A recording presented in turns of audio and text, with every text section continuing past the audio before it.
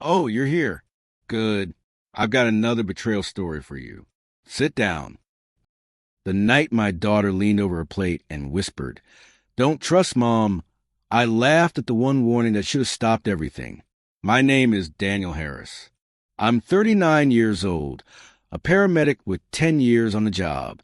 That means long nights, frantic calls, and more death than I'll ever forget. But I always told myself that the chaos outside didn't matter as long as home stayed steady. Emily, my wife, made that possible, or at least that's what I believed. And Grace, my 7-year-old daughter from my first marriage, was my anchor. Every time I came back from a shift smelling like antiseptic and sweat, she ran to me like I was the safest man in the world. That Tuesday night, I wanted normal. No sirens, no pagers, just the three of us at the table. I'd cooked spaghetti. Emily poured wine, and Grace tapped her fork against the rim of her plate like she was keeping time to some song in her head. "Eat," Emily said with practiced smile, twirling her pasta delicately, like we were dining in a restaurant instead of our cramped kitchen. She always carried this composure, even when things between us strained. Her hair perfect, voice calm, eyes steady. That night was no different. I watched Grace twirl a single noodle and then abandon it. She leaned across the table, close enough that her breath touched my ear. "Don't trust Mom," she whispered. I froze, then let out a short laugh. Awkward, nervous. "What's that supposed to mean, kiddo?" I whispered back, glancing at Emily. Emily's eyes flicked up, catching us. Her smile widened, too fast, too polished. "What are you two conspiring about?" she asked, her tone light but sharp underneath. Then she picked up the wine bottle and poured me a little more, as if filling the silence. Grace shrugged and stuffed a bite of bread in her mouth, suddenly interested in the crumbs on her plate. I ruffled her hair and forced a grin. "Just kid stuff," I said. I wanted to believe it. Needed to. Dinner dragged after that. Emily kept the conversation moving. Her new project at work, some fundraiser Lorraine wanted us to attend, and idle chatter about the neighbor's noisy dog. Her voice never wavered, but I caught the way she glanced at Grace, quick and measuring, like she was checking the child had said too much. By the time dishes were stacked in the sink, my chest felt tight. It wasn't just the whisper. It was the way Emily had smiled too fast, the way she deflected without missing a beat. Grace headed off to bed, humming to herself. I stayed in the kitchen, rinsing plates. Emily slipped upstairs, saying something about paperwork. Normal. Completely normal. But when I walked into our bedroom half an hour later, she was crouched at her dresser, double-locking the bottom drawer. I leaned on the doorframe, towel slung over my shoulder. Since when do we lock drawers in our own house? She jumped slightly, then stood, keys clinking in her hand. "Privacy, Daniel. Everyone's entitled to it." "Privacy from your husband?" She turned, eyes cold now. "You dig through enough strangers' blood and trauma all day. Do you need to rifle through my underwear drawer, too? Trust me, you don't." Her tone was clipped final. I opened my mouth, but she brushed past me and headed for the bathroom. Door closed. Water running. End of conversation. I sat on the edge of the bed, staring at that drawer. The tiny silver lock glinted in the lamplight. I could hear Grace's soft singing down the hall, muffled by her bedroom door. And I told myself what I always tell myself when something feels wrong. Don't overthink. Kids say strange things. Grace probably overheard something and twisted it in her head. And Emily, well, everyone needs a little space. A drawer, a password, a late-night phone call. Marriage isn't about knowing every detail. That's what I told myself as I lay back on the mattress, staring at the ceiling, but the whisper clung to me. "Don't trust Mom." And for the first time in years, I realized I wasn't sure if home was really the place I thought it was. I told myself it was nothing, but cracks don't stay hidden, they spread. The days after Grace whispered her warning were heavy with silence. At work, I could drown out with calls, alarms, and the sharp focus that being a paramedic demands. But at home, every glance, every pause in conversation felt loaded. Emily moved through the house with her usual grace, calm voice, calm smile, the kind of composure I used to admire. But now, I couldn't stop asking myself if all that calm was just a mask. One Friday night after a brutal 12-hour shift, I came home expecting her to be asleep. Instead, she was in the hallway, pulling on her coat. "Pharmacy run," she said quickly, kissing my cheek. "Grace's cough is coming back." Now, at midnight, her smile was tight. "It's 24 hours. I'll be right back." I watched her walk out the door, keys jangling. No cough syrup appeared on the counter when she returned, but she breezed past me and slipped into bed without explanation. I told myself not to push. Sleep clawed at me harder than suspicion did. The next week, it happened again. This time it was dropping some things off at Mom's.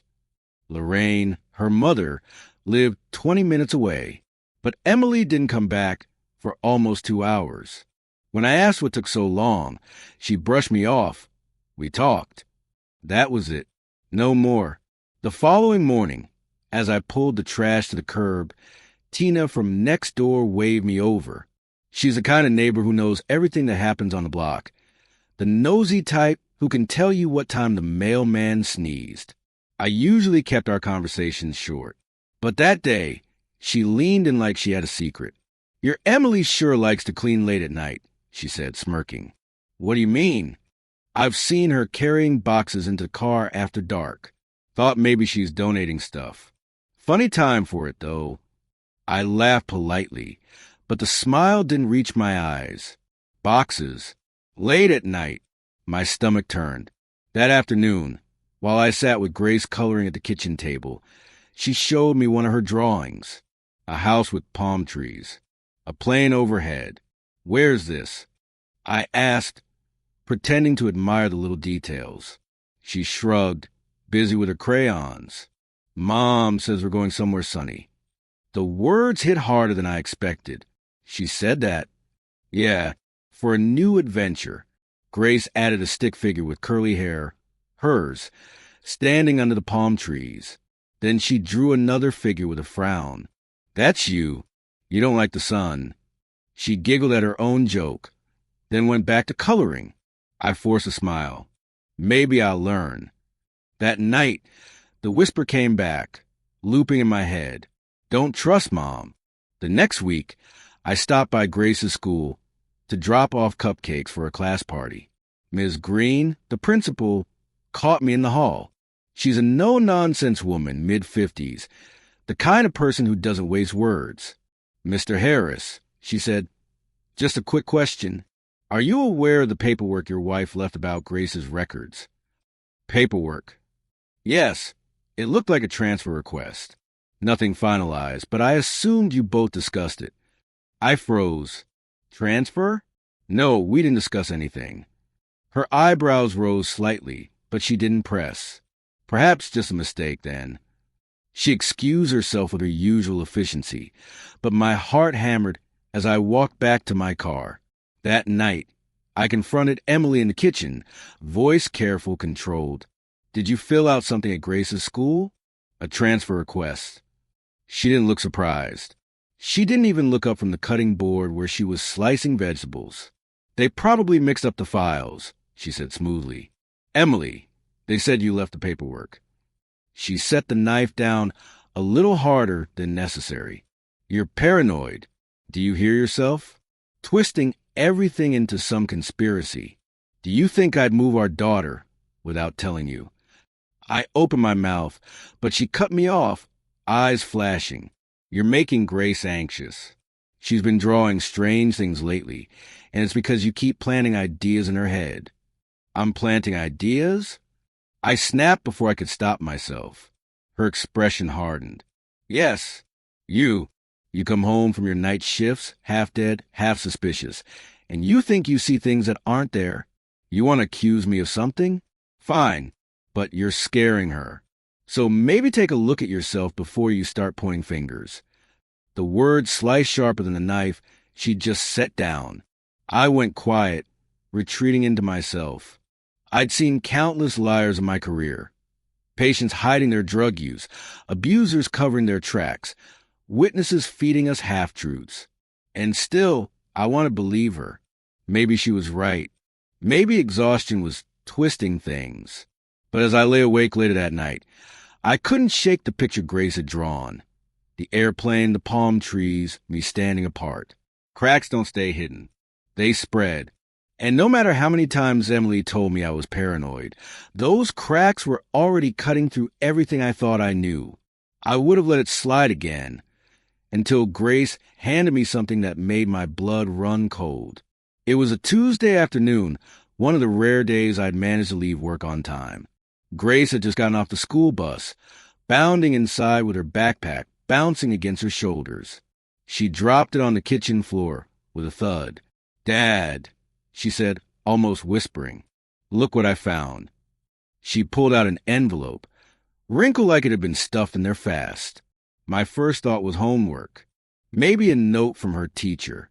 But when she slid across the table, her eyes were wide, too wide for a kid who just spent the day with crayons and spelling tests.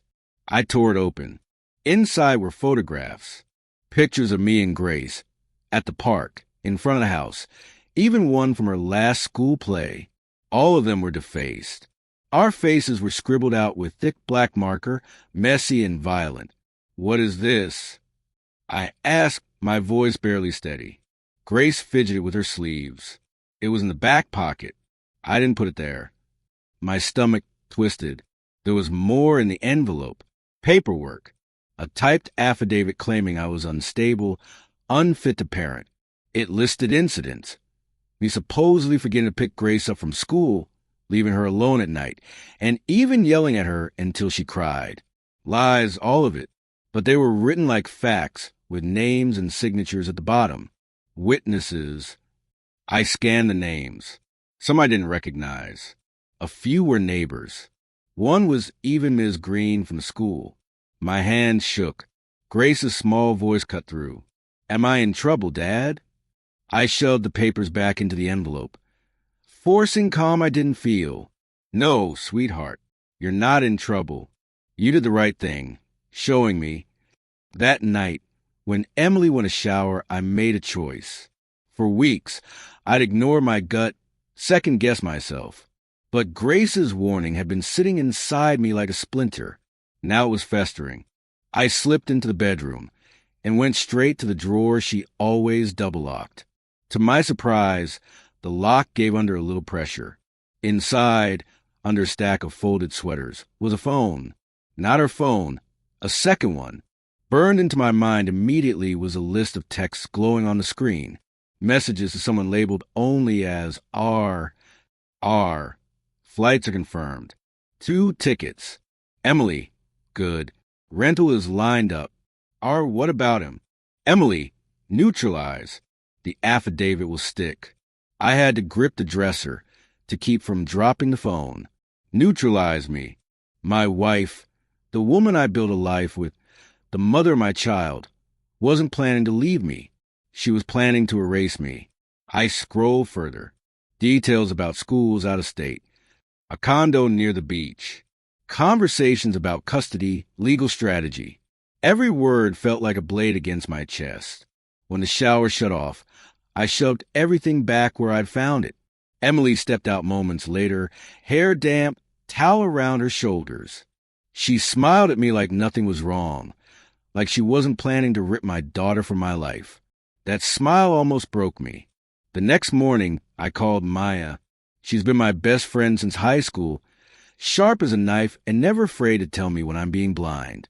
We sat in her car outside the station, away from listening ears. I slid the affidavit across the console. She read in silence, her jaw tightening. Jesus, Daniel. I found it in Grace's backpack. And this, I showed her the text I'd snap on my phone. She's planning something big. Flights. A rental. And this affidavit. My throat tightened.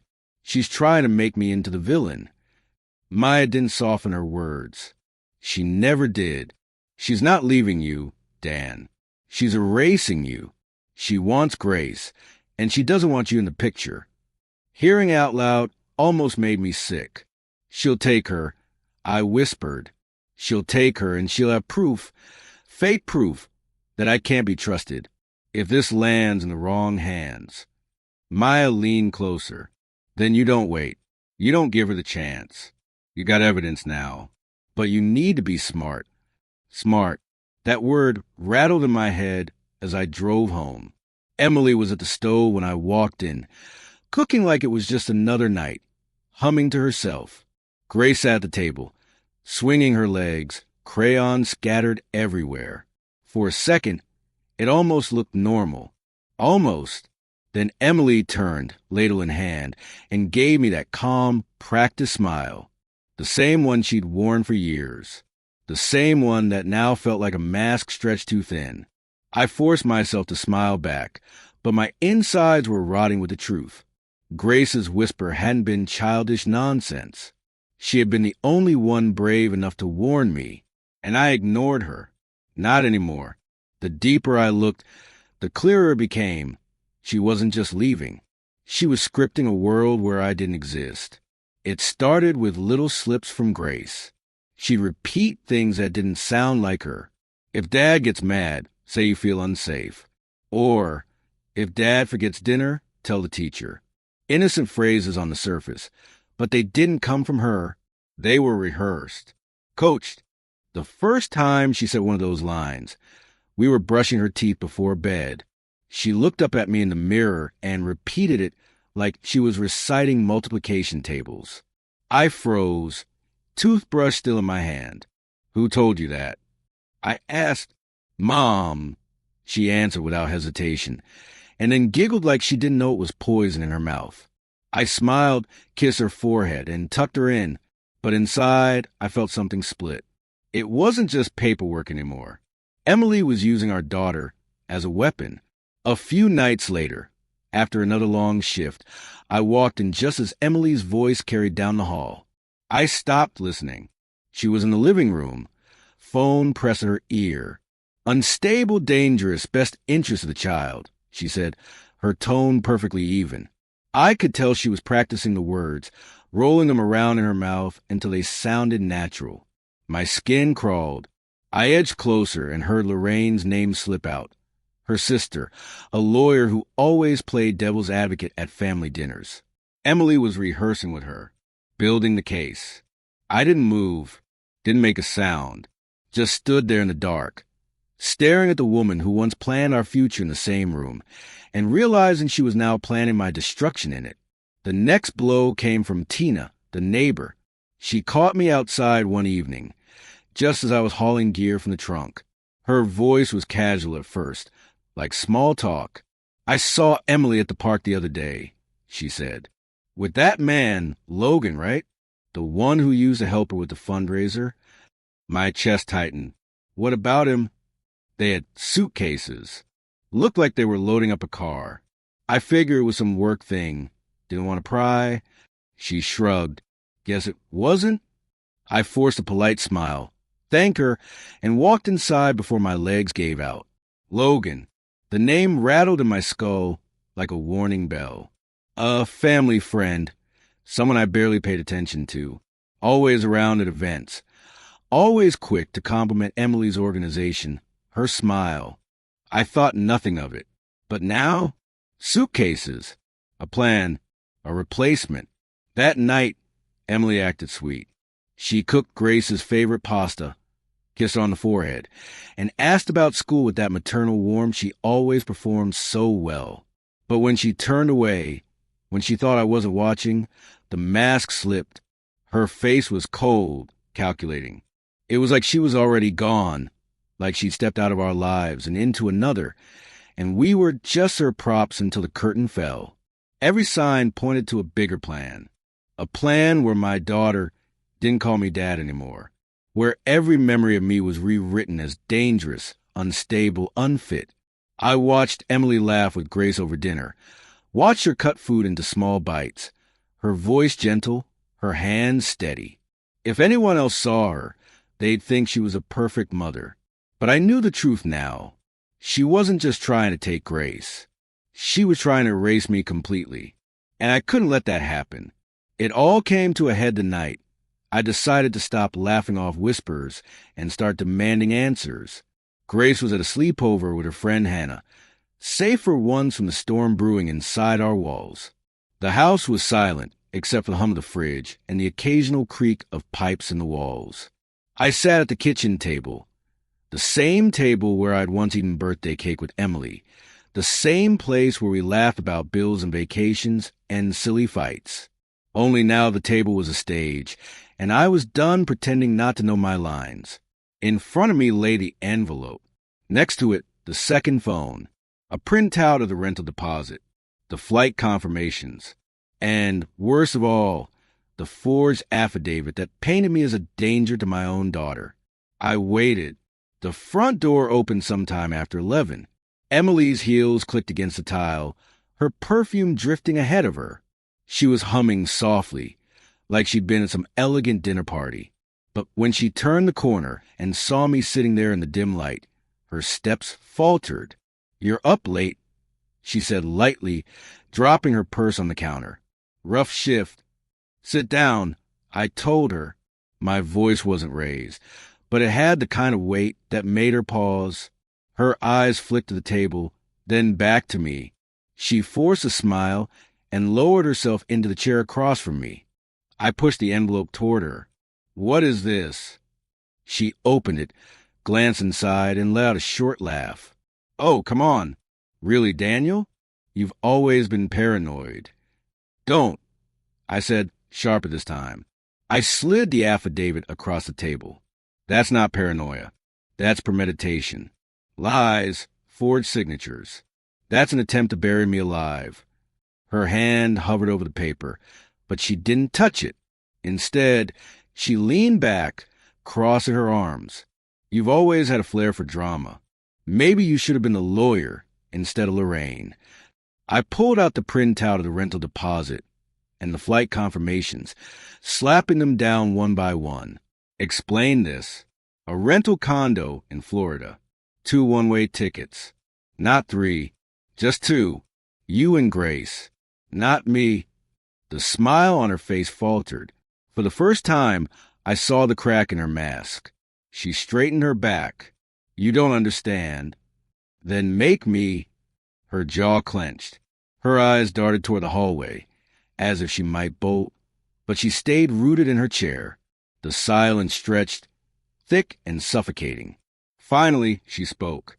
"You'd poison her against me," she whispered. "You'd turn her into another version of you. Bitter, broken, watching for mistakes." I couldn't let that happen. My stomach dropped. "So your solution was to erase me?" "You don't get it," Emily snapped, her voice rising. "You'd erase me first. Every time you question me, every time you second-guess me in front of her, you make me the villain. She loves you more, Daniel. She always has. And once she's old enough, she'll see me as disposable. I couldn't let you win." "This isn't about winning," I said, slamming my hand against the table.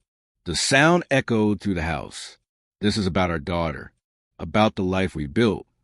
"No," she said, her tone flat now, chilling. "This is about survival. And you weren't supposed to find out until we were gone." The admission hit me like a punch.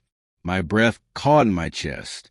"Logan," I asked finally, my voice trembling but steady enough to cut through. "Tina saw you with him. Suitcases. Who is he really?" Her expression hardened. "He's helping me start over. Sponsoring me. Giving me resources you never could. And no, he's not my lover, if that's what you're dying to hear. He's my escape hatch. The one who knows how to make sure people like you disappear on paper. New IDs, new home, new story. You'd never have found us." I felt the room tilt. My wife, the woman I trusted with my life, had enlisted someone to erase me. Don't just leave me. Not just betray me. Erase me. Do you even hear yourself? I said, my voice breaking into something between anger and disbelief. You were going to take Grace, make her think I was unstable, dangerous. You were going to make her forget me like I never existed. Emily leaned forward, her face close to mine, her voice low and venomous. She'd have been better off. I stood abruptly, the chair scraping against the floor. My hands were fists, trembling with rage I couldn't release. If I shouted, I'd wake the whole neighborhood. If I struck the wall, I'd give her proof of her lies. So I stood there, shaking, staring at the stranger I once vowed to love. "You're sick," I said finally. "No," she countered, calm again, smoothing her hair. "I'm smart. Smarter than you gave me credit for." The silence stretched again, thicker this time. Only the ticking of the clock punctuated the air. I gathered the papers, the phone, the evidence, and slid them back into the folder I prepared. Emily watched me without moving, her face blank, her mask sliding back into place. "This is over," I told her. She tilted her head. "Is it?" I turned and walked away, my heart hammering so loud it drowned out everything else. For the first time, I realized this wasn't a marriage anymore. It was a war, and the battlefield was our daughter. After that night, the house was no longer a home. It was a monument of betrayal. Every corner carried echoes of arguments, whispers, and lies. The same kitchen where Emily and I once planned vacations now felt like a crime scene, and every smile she gave me was another mask I could see straight through. I didn't keep what I'd found to myself. Maya came over the next day, sat across from me, and read through the affidavit and the rental confirmations with tight lips. "Dan," she said, shaking her head, "this is airtight." She wasn't bluffing. She was going to vanish with Grace. Her words made my chest tighten, but they also anchored me. Maya was proof that I wasn't crazy, that my gut hadn't betrayed me. She had always been the one to tell me hard truths, and this time was no different.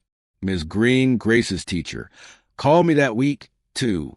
She caught wind of Emily submitting documents about Grace's records, and when I explained what I'd found, her tone shifted. "If you need me to testify, I will," she said firmly. "I know Grace. I know you, and I'll make sure nobody twists that."